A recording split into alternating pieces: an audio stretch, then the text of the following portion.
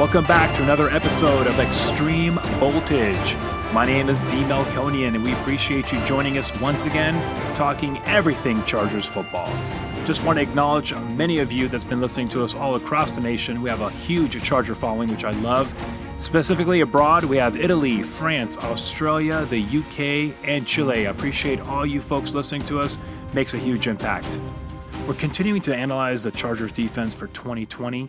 We broke up the DBs last week, and now we're going to hit on the dominating D-line. And I tell you from last week, how exciting is this defense looking for the Chargers? Dominatingly awesome. Now, I want to talk about the D-line in a number of aspects. Let's break down each player first, and let me talk about what we're looking at in our base package, our nickel and dime. This is definitely an improved line. Before I even get into the numbers, do you remember 2019 at the postseason? We went in there after our awesome 2018 season. We had a great game against Baltimore, and then we went up against the Patriots, and we got run on big time. Our D-line got demolished, and it just attacked the rest of the defense in such a negative light. That defensive line became the weakness in the playoffs. And I think based on that playoff game, the new impact was, let's go to make this D-line better, not on our ends, but specifically inside. That's where you got to have the rush coming in, the base stopping it, and we didn't have that specifically against that Patriot game, and it just literally took away our advantage of being a dominating defensive line. So hopefully with some new additions and some breakdowns I'll provide you today, you'll see how this team has gotten better and hopefully will be a more impactful postseason play this year. Starting up with Joey Bosa. Number 97, Joey Bosa, switching his number this year. All he's done since he's been a Charger in 2016 is been the Defensive Rookie of the Year, two-time Pro Bowler. In 51 games he's played at so far, he's had 40 sacks. This man is a sack machine. But don't worry, he's not a one-dimensional player. The man can also stop the run. You've seen him do it. He likes to break in there in that backfield and break it up. 18 tackles for losses last year, 11.5 sacks last year, 67 combined tackles, 31 quarterback hits. I'm going to tell you right now, those QB hits, I know it doesn't sound sexy to you. It's not a sack, it's not a tackle, but those QB hits are going to be tough. I tell you, if you're a quarterback in the NFL, you don't want to get hit. And you know what else? You don't want to get hit a lot in the games. That's the deal. The more you get hit, the more you're going to be out of your game. Some guys can take it, and they love to play it. Hey, we saw Phillip Rivers do it. We've seen Big Ben can do it. But people don't like to get hit. Trust me, it takes their timing out of the game. It starts you start seeing ghosts. You know, we saw Sam Darnold talking about ghosts. That's because he's been getting hit, and you start imagining players hitting you, even though when it's not happening, because you felt so much pain coming at you. Those QB hits I love. That means you're actively going after that quarterback. Joey Bosa. He is the man on the line, and we love to have him. Fifth-year option this year, like I said, 14.3 getting paid. Looking forward to get that contract done. Hoping to lock him up for the next 5 years would be nice.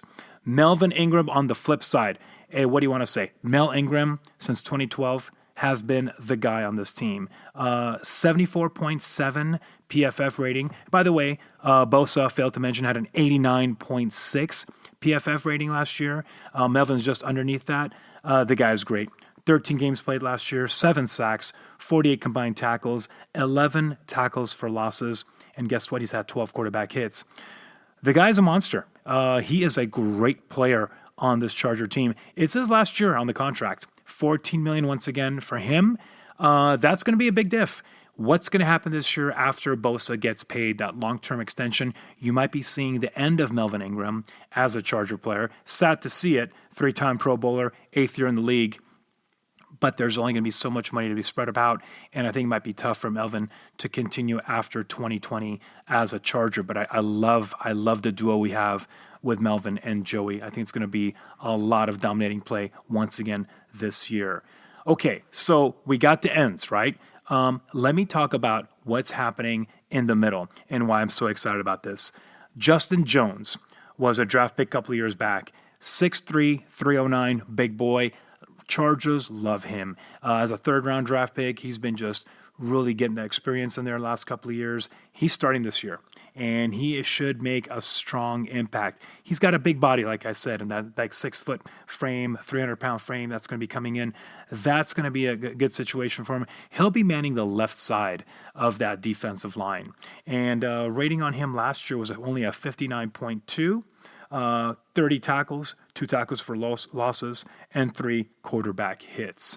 Next to him is going to be our newly picked up free agent from the Minnesota Vikings, and that is Linval Joseph. At 69.5 PFF rating, he had 3 sacks last year, 44 combined tackles, 6 tackles for losses, and 6 QB hits.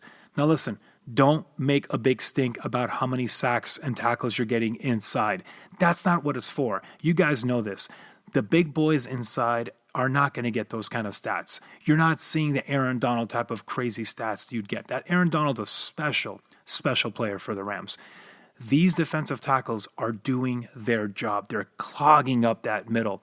They are the wall for that defense. And by them tying up 1 or 2 offensive players, a center, a guard, a tackle, you know what's happening?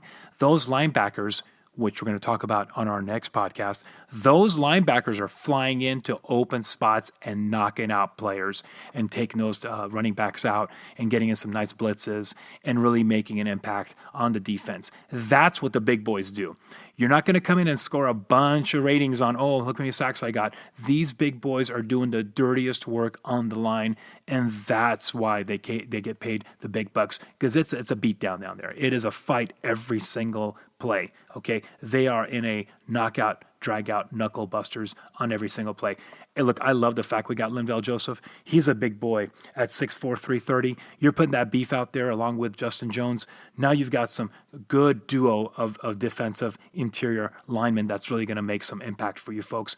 And with that, it's going to allow your ends to really put their ears back and take it from the end spot and try to make those sacks and TFLs across the board. So I'm excited about what we're seeing. Here's some substitution players that are coming in. I love Isaac Rochelle. I met Isaac Rochelle a couple of years back. Great kid. He does a great job on the outside as well. And I think you'll be seeing some good rotational play for him coming in. He's had 1 sack, 12 tackles last year, 1 quarterback hit. He's 6'4", 280, had a rating of 51.7. Does a really good job on that line and comes in and backs up Bosa and does really good, phenomenal work for him. I think he'll be a good rosterable player down the line as well. Cortez Broughton, defensive lineman from the year ago. Big boy will come in, provide some depth as well, and take some blows for the defensive lineman. One person I want to mention is, well, we just mentioned Melvin Ingram. Uchenna Nwosu is a USC player a couple of years back that was drafted, third-year player coming this year. Look, his measurables are identical to Melvin in regards to height, weight. He's 6'2", 250. Melvin's at 6'2", 247. He is the heir apparent. Okay, I'm telling you right now, he is the heir apparent to Melvin once Ingram is done after 2020, and I don't see a new contract coming up, unfortunately. But he's the heir apparent. 31 combined tackles last year, 2 sacks, 5 tackles for losses, 7 QB hits, 64.8 on the PFF cycle, and he is going to be a great backup. You're going to be seeing a lot more of him during the defensive play. They got to get him more involved. And there's a number of ways they can do that. Because once they go into a nickel package, our Chargers do, that's when a lot of changes occur. Because once they're there in that nickel or dime, then you can see Nwosu coming in as a right defensive end, pushing Ingram down to the right defensive tackle spot. And that way you'll see Ingram pushing down to the 3 technique on that D-line. Then you'll see Justin Jones on the left side still, along with Bosa. But now you're getting 2 pass rushers in Nwosu and Ingram playing that right side, coming at you with a lot of speed. Yeah, it'll give away a lot of the bulk inside with Linval Joseph leaving and getting that 300-plus pound body out of there. But because those are speed downs, those are third down plays with plus yardage, meaning over 7 yards and so forth, you're going to need that speed coming in, and that's what you'll see in Nwosu tag up with Ingram and use that side. Otherwise, our base defense we talked about again. It's going to be Ingram on the outside on the right end, Bosa on the left, Jones and Joseph manning the right and left tackle spots.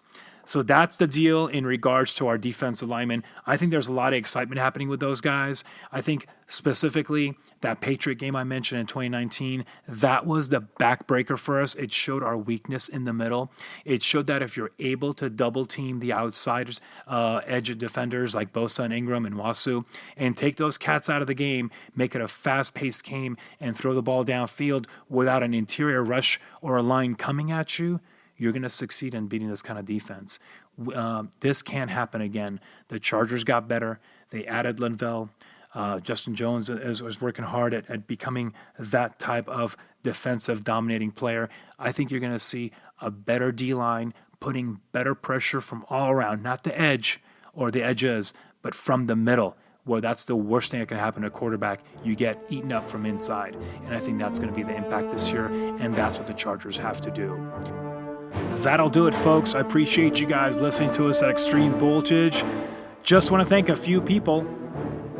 A special thanks goes out for our music provided by Kevin MacLeod for Strength of the Titans and the Ice Giants. You can find Kevin at filmmusic.io. Want to thank Tyrell Mad Dog Wiggins across the glass for taking care of all our production today. Appreciate all your hard work. And thanks to our crack research team at Extreme Voltage for bringing out some great stats for us. Once again, I appreciate you listening to us. Tell your friends, Charger Nation, extremevoltage.com. Find us on Instagram at Extreme Voltage Podcast, and also email me any questions you might have or contact me at extremevoltage@gmail.com. Take care.